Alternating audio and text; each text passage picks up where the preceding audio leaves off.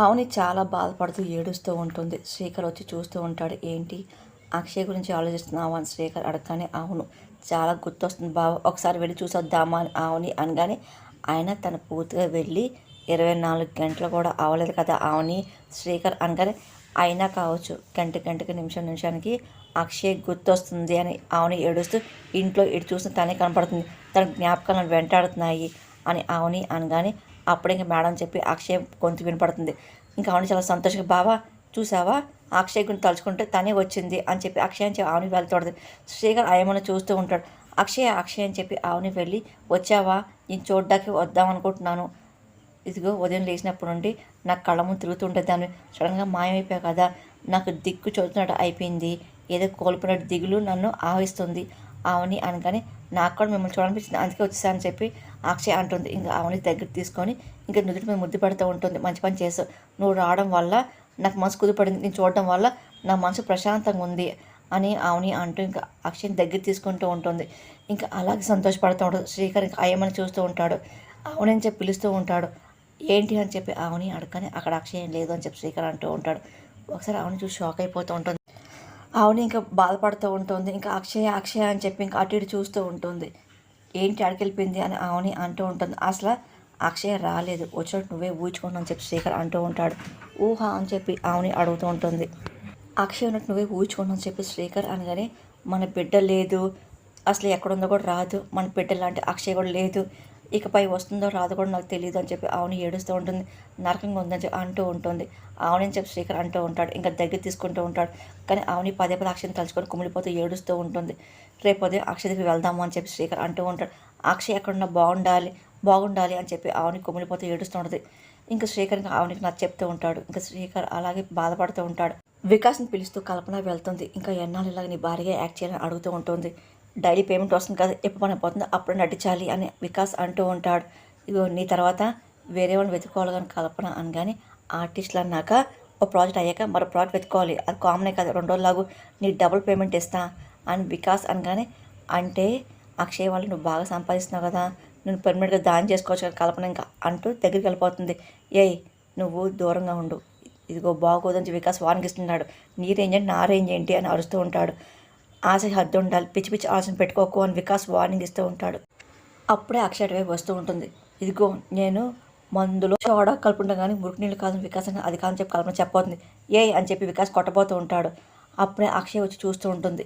అది గమనించి ఇదిగో చాలా కాలం తర్వాత మన బిడ్డ దొరికింది కదా, అక్షయ్ని గాజు బొమ్మలా చూసుకోవాలి, అక్షయ్కి ఇంతకాలం అమ్మ ప్రేమ కరువైంది, ఆ లోటు తెలియకుండా మనం వీలంతగా మనం పోడ్చాలని వికాసంగానే అసలు నేనే మాట్లాడుతున్నా నువ్వే మాట్లాడి చెప్పి కల్పన టెన్షన్ పడుతూ షాక్లో ఆడుతుంది. ఇదిగో వెనకాల అక్షయ్ ఉంది నోరు మూసుకొని వికాస్ సైకిల్ చేస్తూ ఉంటాడు.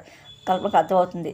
అదే నువ్వు మాట్లాడి నేను మాట్లాడుతాను, తల్లి ప్రేమ నాకు అర్థం కాదా ఏంటో వికాస్ అంటూ ఉంటుంది. నాన్న అని చెప్పి అక్షయ్ పిలుస్తుంది. రామ్మ అని చెప్పి వికాస్ పిలుస్తూ ఉంటాడు. ఎంతసేపు అయింది వచ్చింది కల్పన అడగగానే ఇప్పుడే వచ్చాను అక్షయ్ అంటూ ఉంటుంది.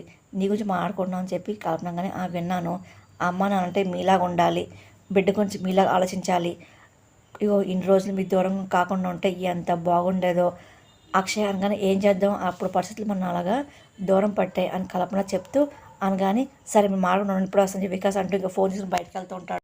ఫోన్ చేస్తూ ఉంటారు. గురుగారు మీకు ఫోన్ అని చెప్పి భైరవ శిష్యుడు అంటూ ఉంటాడు. సరే అని చెప్పి భైరవ ఫోన్ తీసుకుంటూ ఉంటాడు. చెప్పు అని చెప్పి అడుగుతూ ఉంటాడు. అక్షయ్ నాది సిద్ధంగా ఉంది వికాస్ అనగానే ఓహో నా పాటి వారం వచ్చిందని భైరవంగానే తీసుకురామంటే వికాస్ అడుగుతూ ఉంటాడు. రేపు మహాశివరాత్రి కదా, ఇదిగో అక్షయ్ లాంటి అద్భుత శక్తి ఉన్న అమ్మాయికి శివకి పూజ చేస్తే మనం అనుకుని సాధిస్తాను భైరవ్ అంటూ ఉంటాడు. సరే నన్ను ఏం చేయమంటారు వికాస్ అనగానే రేపు శివాలయం తీసుకెళ్ళి అక్షయ్తో పూజలు చేయించండి, అక్షయ్ మరీ శక్తులు వస్తాయి, ఖచ్చితంగా శివమని తీసుకొస్తుంది, శక్తులు ఆవించాయనుకో శివమనికి కాపలా ఉన్న ఆ కాలం అక్కడ తల ఉంచుతుంది కదా, రేపు పూజ అయ్యాక ఇక్కడ తీసుకొని చెప్పి భైరవ్ అంటున్నాడు. సరే అని చెప్పి ఇంకా వికాస్ ఫోన్ పెట్టేస్తూ ఉంటాడు. అక్కడ ఆవిడ ఇంకా తెల్లారాక ఇంక దేవుడికి దండం పెట్టుకుంటూ ఉంటుంది. అక్షయ్ ఇంకా ప్రాణాపాయ స్థితిలో ఉన్నప్పుడు గుడి తీసుకెళ్ళి అక్షయాలను బతకాలి లేదనుకో నేను ఇంకా ఎప్పటికీ ఇంక దేవుడిని నమ్మనని చెప్పి అనడం, అలాగే దీపాలు వెలిగించి పొరలోపు దండాలు పడ్డం అంతా గుర్తు తెచ్చుకుంటూ ఉంటుంది. ఇంకా దేవుడు భారం వేయడం, అలాగే నిప్పులు గుండం తొక్కడం, ఆ తర్వాత అక్షయ్ కళ్ళు తెరవడం మొత్తం గుర్తెచ్చుకుంటూ ఉంటుంది. అలాగే ఆ రోజు అక్షయ్ ప్రాణం కాపాడినప్పటి నుండి నేను నమ్మడం మొదలెట్టాను కదా, ఇదిగో అక్షయ్ బిడ్డను దత్తత తీసుకుందాం అనుకున్నా కానీ నారాయణరావు గారు అడ్డుపడ్డారు కదా, చివరికి అక్షయ్ తల్లిదండ్రుల దగ్గర చేరుకుంది కదా అదేవిధంగా నా కూతురు కూడా నగ్గి చీరలు చేయి తల్లి, సిద్ధేశ్వర స్వామి చెప్పారు కదా శివరాత్రి రోజు నా కూతురు చెప్తా అన్నారు. ఒక తల్లి ఒక బిడ్డ గురించి తెలుసుకొని కలుసుకొని మహాకార్యక్రమంలో ఎలాంటి ఆటంకం రావద్దు అని దేవుడు భారం వేసి అడుగుతూ ఉంటుంది. ఇంకా చాలా సంతోషపడుతూ ఉంటుంది. తన కూతురు ఎప్పుడు వస్తుందా అని చెప్పి ఇంకా దేవుడు భారం వేస్తూ ఉంటుంది. ఇంకా చాలా సంతోషపడుతూ ఉంటుంది. మందిరం బయట రాగానే నిహారిక అలాగే కృష్ణ ఉంటారు. అలాగే చూసి ఒకసారిగా సైలెంట్ అయిపోతూ ఉంటుంది. ఆమెను చూసి కూతురు గురించి నువ్వు ఎన్ని మొక్కులు ఎన్ని నోములు వచ్చినా నీకు దొరకదు అవని అని నిహారిక మాటలు అవని బాధపడుతుంది. మరలా టైం దగ్గరికి వచ్చింది, 90 రోజులు, ఇదిగో టైం కూడా అయిపోతుందిగా అని కృష్ణ అంటూ ఉంటాడు. ఆమెని ఆలోచన పడుతుంది. చేతిలో డాక్యుమెంట్ చూస్తుంది. నీవై ప్రగంటకి ఆ రోజు నాకు చేతికి అందించావు కదా డాక్యుమెంట్స్ అని చెప్పి నిహారిక చూపిస్తుంది. నాకు 90 రోజులు టైమే ఉండే, ఆ సమయంలో నాకు కూతురు దొరకపోతే ఆస్తులు అంతస్తులు ముక్కుపోడక నిశ్చయం చేసుకోండి అని చెప్పి ఆ రోజు సైన్ పెట్టింది అంతా గుర్తెచ్చుకుంటూ ఉంటుంది. ఆ శేఖర్ కూడా సంతకం పెట్టడం గుర్తెచ్చుకుంటుంది. ఇంకా ఏం మాట్లాడిపోతుంది. ముచ్చట 90 రోజులు గడిచిపోయానుకో శౌర్యకి ముక్కు పొడక వస్తుంది కదా, అప్పుడు నువ్వు ఎలాంటి అడ్డు పట్టకూడదు.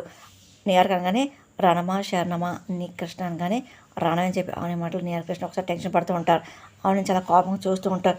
శరణం అంటే నీ ముందు తలదించుకోను, అంతకంటే ఓటమి ఏముంటుందిలే. కుటుంబం మంచి జరుగుతుందంటే సమయంలో ఎవరన్నా ముందు తల ఉంచుతారు కదా, అవసరం అయితే కాళ్ళని పట్టుకుంటారు. కానీ నా కూతురు విషయంలో నీ ముందు అసలు ఓటమినే ఒప్పుకోను, అది ఎప్పటికీ జరగదు అని ఆమెని వార్నింగ్ ఇస్తుంది. ఎన్ని మాటలు సరే నీ కూతురు దక్కదు, కల్లో జరగదు అని నిహారికంగానే అప్పుడు వేద విని చాలా కోపంగా వస్తూ ఉంటుంది. ఒకసారి నిహారిక అలా కృష్ణ కంగారు పడుతూ ఇంకా వేదాన్ని చూస్తూ ఉంటారు. వేదకు నిహారిక అన్న మాటలు చాలా కోపం వస్తూ ఉంటుంది. అసలు ఏం మాట నీకైనా అర్థమవుతుందా అని చెప్పి వేద అడగపోతూ ఉంటుంది. ఆవుని నిహారిక అన్న మాటలు బాధపడుతుంది కానీ అలా చూస్తూ ఉంటుంది. ఏమంటున్నావు, ఆయన వ్యక్తిగతంగా నీకు ఆయనకి ఎన్ని కూడా ఉండొచ్చు, అలాగని చెప్పి ఎలా కోరుకుంటావు నువ్వు అని వేద అరుస్తూ ఉంటుంది. అసలు మా మనవాళ్ళు ఎప్పుడెప్పుడు ఇంటికి వస్తుందని చెప్పి నేను చాలా ఆశపడతానమ్మా అని చెప్పి ప్రాధాన్య మాటలకి అయ్యో మావయ్య గారు మీరు అప్పా చేసుకుంటారు, నేను అలాగ ఎందుకంటే ఆవుని కూతురు గురించి చాలా భయంకరపడుతుంది కదా అంటే ఆవుని ఆరోగ్యం ఎక్కడ పాడవుతుందని చెప్పేసి భయం వేసి అన్నాను అంతే నిహారిక కవర్ చేస్తూ ఉంటుంది. అవునమ్మా మంటి మనిషికి ఏమైనా అవుతే మన భయం ఉంటుంది కదా అందుకే అంటుంది అంతే అని కృష్ణ అంటూ ఉంటాడు. శేఖర్ అన్నీ వింటూ ఉంటాడు. నా మంచి గురించి ఆలోచించేంత మంచి బుద్ధి నీకు లేదులే అని చెప్పి ఆవుని కోపంగా మాట్లాడుతుంది. నా కూతురు నా శాస్త్రం దొరకని చెప్పి మీ ఉద్దేశం కదా, అది అందరికీ అర్థమవుతుందిలే అని ఆవుని వానిగిస్తుంది. పెద్ద అప్ప చేసుకుంటే మేమేం చేయలేం కృష్ణ కానీ ఆయన ఈ వీళ్ళని తెలుసుకోవడం ఎందుకలా వాదిస్తావు నువ్వు అని చెప్పి రా వెళ్దాం అని చెప్పి శేఖర్ చేపట్టుకొని ఆవిడ ఇంకా బయట తీసుకెళ్తూ ఉంటాడు. మనం ఎక్కువ బాధపడతాం అని చెప్పి చూసే మనుషులతో ఎక్కువసేపు మాట్లాడకూడదు అవునైన శేఖర్తో అంటూ ఉంటాడు.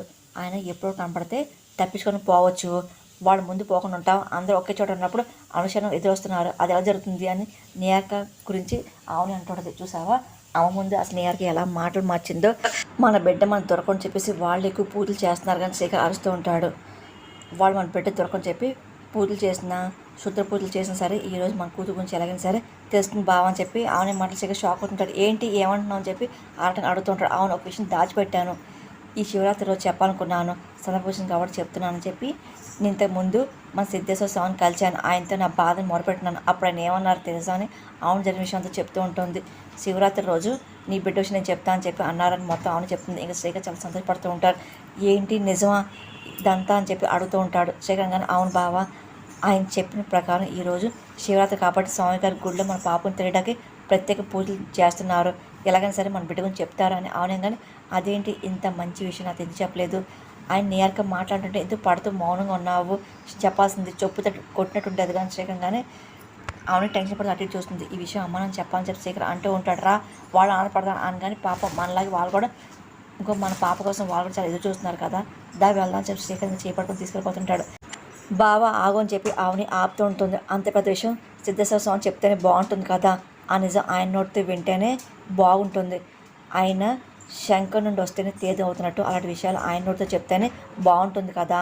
ఆవుని అనగానే ఏమో అందరి పిలిచి చెప్పాలని శేఖర్ మాటలకి నువ్వు ఇలా ఆగు అని చెప్పేసి నీకు ఈ విషయం ఇప్పుడు దాకా చెప్పలేదు, రాత్రి వరకు ఆగు బావ అని ఆవుని అడుగుతుంది. రాత్రి వరకు ఆడడం కూడా చాలా కష్టంగా ఉంది, ఎందుకంటే ఈ విషయం నిహారిక మళ్ళీ తెలియకూడదు కదా. అసలు ఋషులు యజ్ఞం చేస్తున్నప్పుడు రాక్షసులు చాలా భంగపరుస్తూ ఉంటారు కదా, ఇదిగో సిద్ధేశ్వర స్వామి పూజ చేస్తున్నారు కదా వాళ్ళు అడ్డుకునే ప్రయత్నం చేస్తారని చెప్పి నిహారిక కృష్ణ గురించి శేఖర్ అంటూ అవును బావా ఆ ప్రమాదం ఉంది, అందుకే రాత్రి వరకు ఓపి పడదాం అవుని అనగానే ఆయన మన తల్లిదండ్రులు మార్చిన ఆ అద్భుతమైన జాతకురాలు మన పాప ఎక్కడ ఉందో ఏంటో అని చెప్పి అసలు ఎవరు అని చెప్పి శేఖర్ చాలా ఆడపడుతూ ఉంటాడు. ఆమె కూడా చాలా సంతోషపడుతూ ఉంటుంది.